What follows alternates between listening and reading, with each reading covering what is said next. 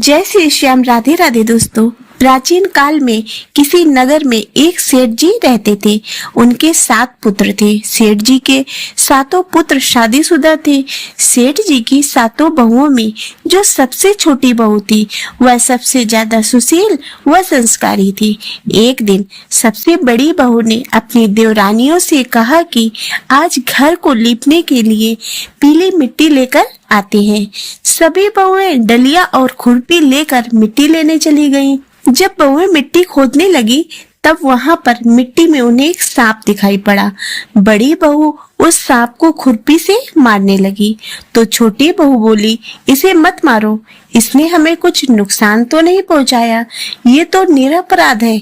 देवरानी की बात मानकर वह उसे नहीं मारती है। तब वह नाग वहां से दूर एक स्थान पर जाकर बैठ गया। छोटी बहू ने नाग से कहा, आप यहाँ से जाना मत, मैं अभी आती हूँ। ऐसा कहकर छोटी बहू नाग के लिए दूध लेने चली गई। घर पहुंचकर वह अपने कामों में लग गई और नाग से किया वादा भूल गई।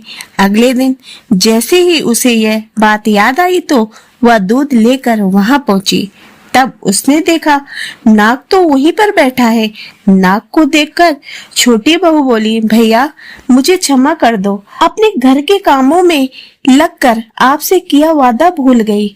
तब वह नाग बोला, तुमने मुझसे झूठ बोलने के लिए अभी तुम्हें डस लेता, लेकिन तुमने मुझे भैया कहा है, इसीलिए तुम्हें छोड़ रहा हूँ, क्योंकि एक भाई अपनी बहन को कैसे डस सकता है। आज से तुम मेरी बहन हुई, तुम्हें जो चाहिए मांग लो। छोटी बहू बोली, भैया मैं एक अनाथ हूँ, मेरा कोई नहीं है, मुझे एक भाई मिल गया, अब मुझे और कुछ नहीं चाहिए।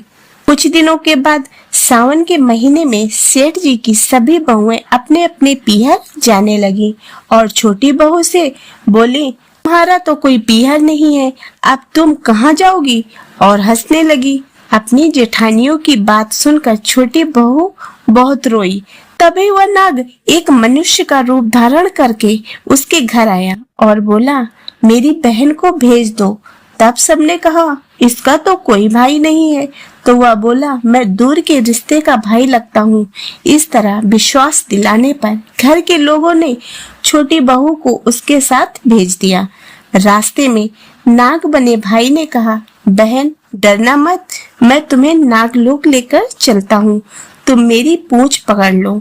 छोटी बहू ने नाग के कहे अनुसार वैसा ही किया। जैसे ही वह नागलोक पहुंची, नागलोक के धन ऐश्वर्य को देखकर छोटी बहू चकित हो गई। नाग ने अपनी माता से उसे मिलवाया और बोला, ये मेरी बहन है, इसने मेरी जान बचाई थी, अब से यह कुछ दिन हमारे साथ रहेगी। नाग की माता ने छोटी बहू को गले लगा लिया। अब वह वहां पर खुशी खुशी रहने लगी। कुछ दिन रहने के बाद नाग भाई और उसकी माँ ने छोटी बहू को हीरे मोती और गहने देकर विदा किया। इतनी सारी धन दौलत देखकर छोटी बहू बोली, भाई इतनी सारी दौलत दी है तो इसे झाड़ने के लिए एक सोने की झाड़ू भी दे देता। यह सुनकर नाग ने उसे एक सोने की झाड़ू लाकर दे दी। उसकी माँ ने अपनी तरफ से हीरे मोती और मड़ियों का एक हार भी दिया। वह हार लेकर घर पहुंची तो जेठानियों ने उस हार को देखा तो वह छोटी बहू से ईर्ष्या करने लगी और वो उस नगर के राजमहल में पहुंची और राजा रानी के सामने उस हार की प्रशंसा की। जब रानी ने उस हार की प्रशंसा सुनी तो उस हार को पहनने की इच्छा राजा को बताई।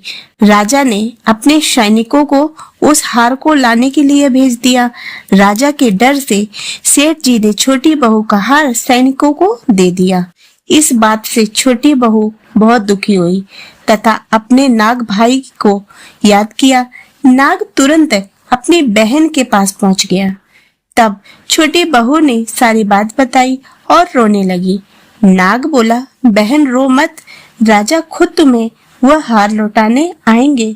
उधर जैसे ही रानी ने उस हार को अपने गले में डाला, वह हार एक सांप बन गया और रानी ने डर कर उस हार को फेंक दिया।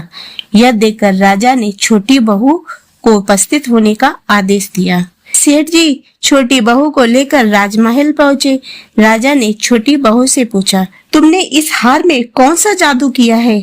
छोटी बहू बोली, राजन मुझे क्षमा कीजिए, ये हार ऐसा ही है। इस हार को मेरे भाई ने दिया है। इतनी देर में वह नाग वहाँ प्रकट हो गया। नाग बोला, यह मेरी बहन है और यह हार मैंने इसे दिया है।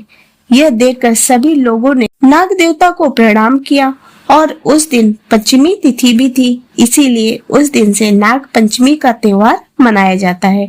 तभी से सारी स्त्रियां नाग देवता को अपना भाई मानकर पूजा करती हैं। तो दोस्तों, आशा करती हूँ कि आपको ये नाग पंचमी की कथा पसंद आई होगी। यदि ये कथा पसंद आई हो तो इसे लाइक करें तथा चैनल को सब्सक्राइब करें।